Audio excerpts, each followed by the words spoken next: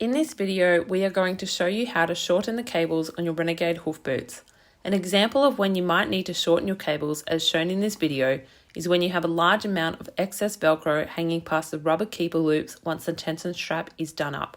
You can also note there is a lot of wire exposed once it has been done. Exposed cable is more prone to damage from rocks and reduces the hook and loop surface area contact, which also means its holding power. To adjust this, you will need the L wrench from the kit that comes with your boot. You are going to want to completely undo the tension strap to make it easier to adjust.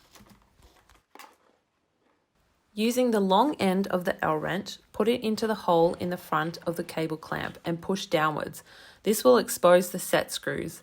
You will then put the wrench into the set screws and pull forward as well until the cable clamp is at a 90-degree angle. Using the short end of the L wrench, you are going to put it into each set screw to undo them. It is important to be careful during this process and make sure that you put the screws somewhere safe. We don't recommend doing this over gravel or somewhere that the screw will be easily lost.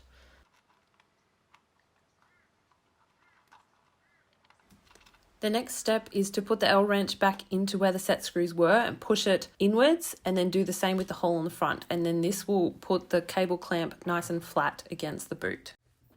And now we adjust the boot. Each boot has a marker on it, and you need to take note of this to make sure that both sides are going to be even when you make the adjustment.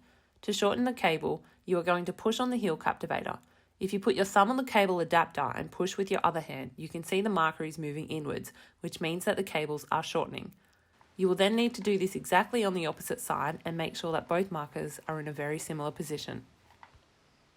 It is important to note that the cable adapter does not end up too close to the cable guide block. This could potentially cause the cable adapter to interfere with the cable guide block, causing premature breakage and difficulty moving the heel captivator past the back of the boot when installing. Once you are happy that the cables are even on both sides, you are then going to get your L wrench again, and you are going to stick the long end back into the hole in the front of the cable clamp, push forward, put it in where the set screws are and rotate it back out to that 90-degree angle. You are then going to grab your set screws, and it's easy to put them on your L wrench on the short side before screwing them back in. A handy tip if you're struggling to get the threads to line up is to turn it counterclockwise for a few goes, and then you can do it clockwise and tighten it up once the threads are in line. This first set screw you'll do up relatively loose before doing up this second set screw, where you will tighten it. You don't need to crank it, but it does need to be nice and tight. You don't want it loose because the cables can pull out, so making sure it is just the right amount is key.